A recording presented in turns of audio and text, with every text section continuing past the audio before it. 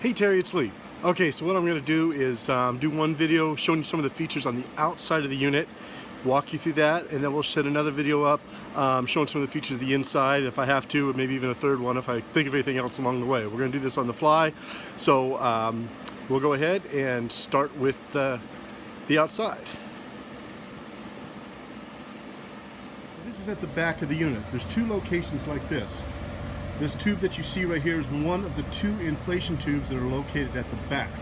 Now only one of these tubes needs to be used, and we'll show you the one that's got the blower hooked up. This one here, the blower does not hook up, but as you can see, there's a Velcro door right here. So what happens is we can take this tube, shove it inside that hole, seal that up, and then you don't even see the tube. This here is one of the deflation areas. Once the blower is unplugged or unattached, you can then go ahead and undo this zipper, and that allows for full deflation of the unit. Now as you can see, that's quite a big hole that we've got right now, so some people worry that with an inflatable somebody can poke it or stab it or something like that, the whole thing's going to go down.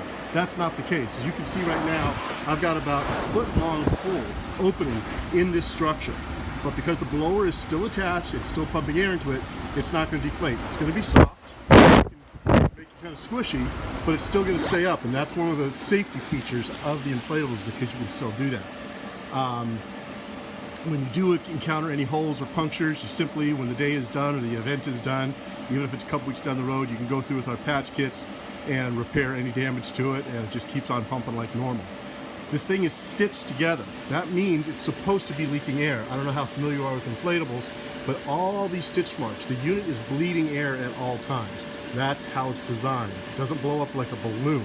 It blows up like a traditional bounce house or something like that. Up here you're going to see one of our straps. There's 4 of these straps going positioned in the upper part of every corner of the unit. There's also straps down at the bottom. There's 6 of them, 1 in each corner and 1 located at the center. So the unit's going to come with a set of stakes, and you use that if you're on the grass or dirt or gravel or something like that. You're going to stake these down at the bottom stakes as well as up at the top corner stakes that you see here. There's 4 of them. If you're inside, you don't have to worry about staking anything down, but leave those ropes attached. It's just a lot easier than putting them back another time. Now here are 2 of the alternate doors. These doors, their main purpose is so you can attach multiple units together. You can see that we've got stitching around here. This is Velcro. So this simply detaches, and I've only got one hand, so I can't do the whole door here, but that door will detach, it will roll up, and then with this here, there's a strap that's located inside. That strap will go around it and secure that roll of material up above here, or above the inside.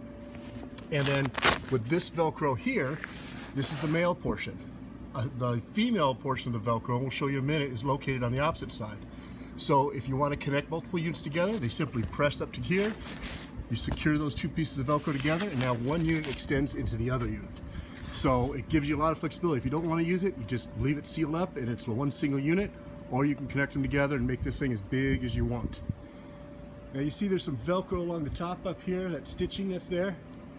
If you were to place this unit inside, the roof is actually Velcroed on. So when you're inside a building, you need to have access for the fire sprinklers to reach the inside of a structure. Not all fire departments require this, but if they did, you simply peel the roof off before you inflate it, and now it's an open air unit. Because it's inside, you can still control the light. It can be as dark as you want. The roof is off, and fire sprinklers will have access. Sometimes we use this for effect too, because you can drop props and do things from the outside if you're on the inside of a building or whatnot.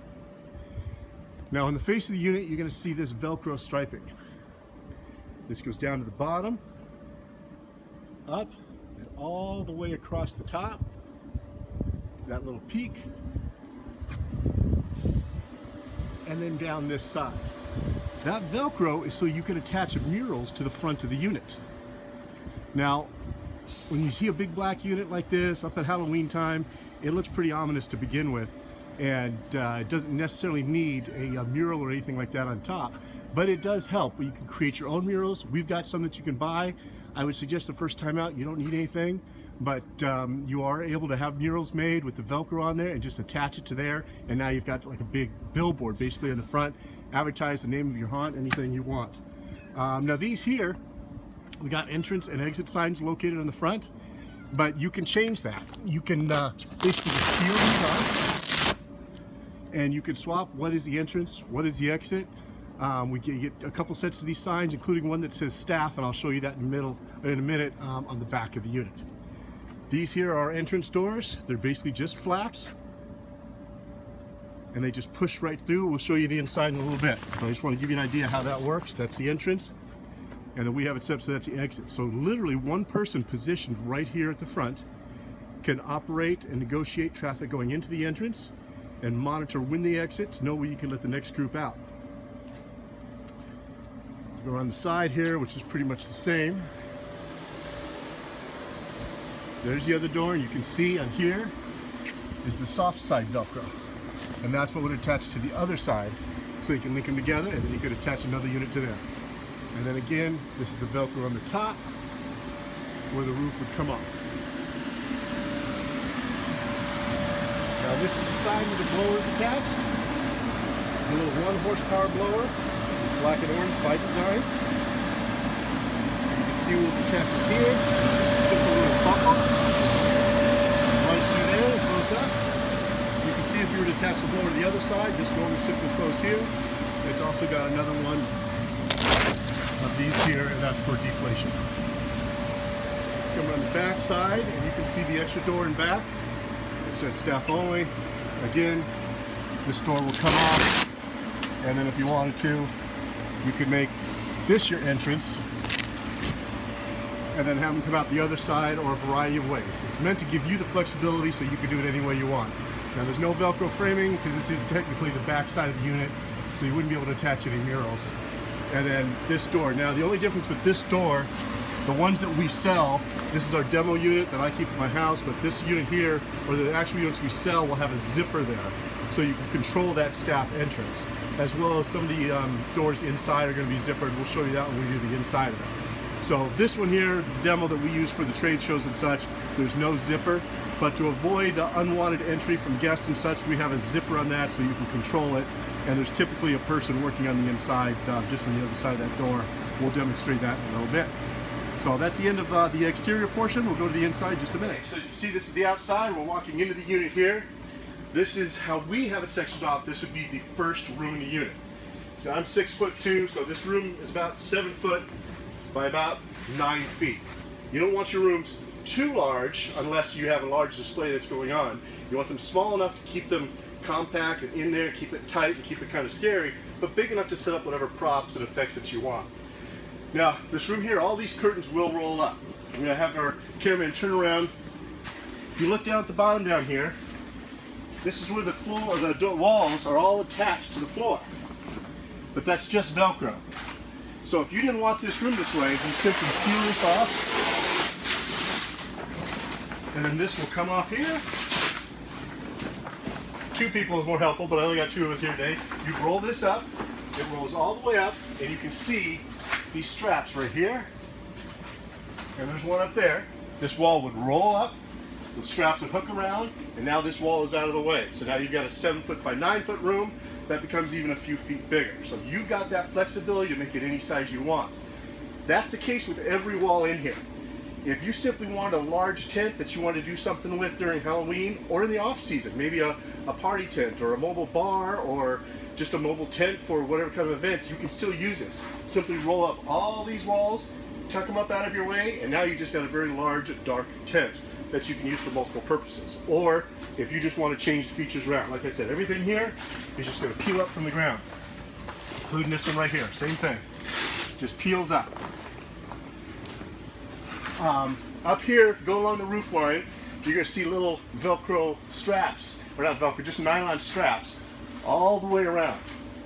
These are what allows you to hang lights, small speakers, props, whatever you want from the ceiling. Now, our demo unit, which I explained this was, is a little bit taller than a traditional unit. It's about a foot taller. That's so we can do different things and demonstrate different stuff. But the units that we actually sell are about a foot shorter. We designed that specifically because we don't want you to have ladders to rig this unit. You can usually use step stools or step up on little wooden boxes or something like that, or a tall guy like me. When this is lower, a tall guy like me can literally just go and just hang something on there, because this tube here will actually be right down to this level. So someone can literally go with a light, clip it on. You can use zip ties, spring-loaded clips, carabiners, anything you want, any way you want to. And if you have a heavy prop or something large that you want to hang from the top, you can use multiple straps. You can string things in between, use a couple of those straps up there to hang stuff that's heavier and larger. We also use those straps to hang things like camo netting. If you have like a swamp theme or like a cemetery theme like we use, you can hang camo netting from above, and that gives a real nice, cool effect because it's cheap, it's easy, it's fire retardant, it hangs everywhere, and it really sets the scene. Now, you remember me describing on the outside these doorways where the units can connect together. You can kind of see where I pulled that Velcro apart earlier. So this is where that door would roll up. This strap would go around it. That stays out of the way, and that unit connects to it this way. And then that just extends your traction. This door, we're not going to go in here yet. I'm going to show it to you from a different location. But this is a doorway that takes you down a secret staff hallway. Now, we designed the unit when it's set up like this, or with any room variation you have. We wanted one aisleway where your staff could be stationed, and they can access every room in the house from that one location. This means you can run the attraction with a very small crew. We typically will run this attraction with 4 people. 1 person on the outside watching the entrance and the exit, 2 people in this aisleway here, the secret staff aisleway, because they can access all the rooms, follow the people as they go around, and 1 person in the back hall, and we'll tell you why in just a minute. But it allows you to run this very effectively. So if you're relying on volunteers or even paid staff, you can run at very low cost, because the 2 people inside here can literally, as your group comes in, they can jump into this room, scare people, or be in here already waiting for them, scare them, go back into here and get into the next room. It allows them to move around very effectively like that. So let's go down our first hallway. We'll keep the camera rolling. Guests will come into here, and they're going to go down this hallway. Again, here's another opening right here where it accesses our staff area. They can kind of come out, so if you just experience one of our monsters in there, they can swing around or get in here, or the second person can do that as well, just depending on how they want to work it, what's the easiest. After they come through this hallway, and this is rigged also with all the straps up top, you can see them up there. So you can set the lighting up there, so this is not a wasted room. You can still light this room, drop props into this room, do whatever you want. We'll go back into here. This is another room that's basically the same size as the first room we went into, about a 7 by 9. One of the nice things about these columns that support everywhere, they're great areas to tuck stuff behind. So, if your people are coming through that door they just came through, this is a nice area to tuck in. There's one behind our camera operator too, right here. So although they provide the structural integrity of the unit, they also provide great hiding opportunities. One big advantage too, when you build a traditional haunted house out of wooden walls and such, people are going through, they're getting scared, they're knocking into walls, and a lot of damage does occur, whether it's to the walls or to the individuals, because they're running into a hard surface. One of the things we found when we premiered these products 18 years ago, the biggest thing people came away with is how safe they felt, because when they're knocking into stuff, it's a safe, soft column that they're bumping into. And you can see, you can hit the save, just moves the unit around, that's it. It doesn't affect the integrity of it at all. These things stay up real nice and strong. So now we're going to go into the back hallway of the unit. This is a long 20-foot hallway. This allows us to transition into the other half of the unit, but what it also allows us to do is a lot of cool effects in here. The most popular one that we use is what's called a vortex tunnel. And there's lights that you can buy, we sell them, but you get these special laser lights, and they hang up at the top of the column at the far end with the fog machine, and it gives the illusion of this vortex spinning tunnel. And it's a great effect for the guest, not just because of the initial look that they see when they come upon the light, but because as the guests approach and head down towards that vortex tunnel, right at the very end, there's a blind spot they can't see past, and that's where your actor's positioned. And when they come out of that, that actor is right there, and it's one of the best scares in the whole haunted house. Now that's just one feature you can do. There's a lot of stuff that you can do in a hallway like this. We got plenty of ideas we can give to you. We find it's actually more fun to learn from our customers to hear what they do. But we're always here if you want ideas. Now we're going to come down this hallway, which is a little bit more than 20 feet long. Column right here in the center, and this is where we're going to turn and show you our staff area. Now, all these staff entrances, and there's going to be 7 of them. There's 2 rooms and a hall on one side, 2 rooms and a hall on the other side, and then this entrance. So there's 7 entrances, ways that they can get into the staff area. Again, because this is our demo, we need to pass through easily to showcase it to customers. These will actually have zippers going down. So if you don't want your guests accidentally going down one of these hallways, it's simply zip closed. And then if an actor wants to access it, they zip it open and they can provide their ScAir. But we're going to take a peek inside so you can get an idea how large it is. I'm going to have my cameraman wait at this end where she enters. I'm going to go down to the other end. So now I'm at the front of the unit. Right here is the room that we came in. This is the room that we're going to exit out of when we're all done. I step forward a bit. This is that first little hallway we came down. This is another hallway on the other side. Right here is another room. And then again another room. So you can see 2 people working this hall can easily jump in and out from one side to the other. Even with those zippers, they zip close what they don't want to use or zip open when they want to use it. It makes it very accessible and very efficient. So we're going to go back out here into our last hallway. Now on this side here, this was that exit we were talking about. I don't want to let too much light in for our camera, but this is that staff entrance I mentioned, which will have a zipper as well. You don't need to use it, but it is there. It allows your guests or your actors to go in and out in costumes and such, whether they're taking a break or it's the end of the night, just so they're not seen by the regular guests and patrons. And it just makes it easy for them to get in and out without having to go through the front or something like that. But you can certainly use it any way you want if that's the way you want guests to come in. We're going to go down here to the very end. Go into our next room. Now we're in the other half of the unit. This is pretty much duplicate. You'll see we've got the straps throughout. All these walls, the same thing. You can roll, take each one from the floor, roll them up into the ceiling. You can see we peel a little bit down here. This wall will literally just detach from that wall. So again, it's up to you. You can lay out any way you like. You're not going to hurt my feelings if you don't like our layout. It just gives you a basic pattern that you can work with.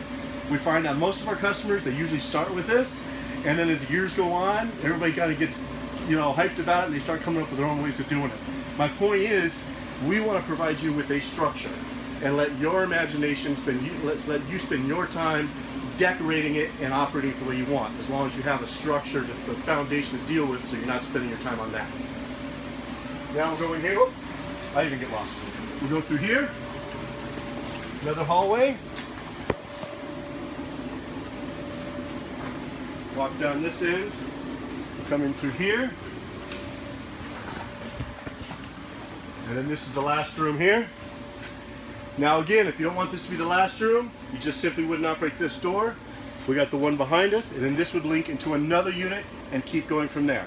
We also have customers who will buy multiple units, but they don't link them.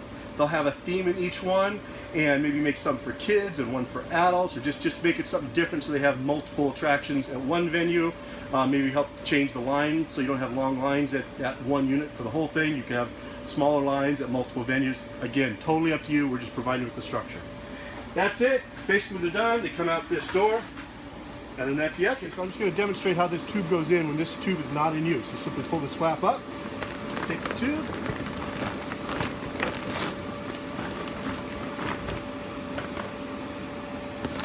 shove that inside, Velcro this, straighten it back out, you're good to go.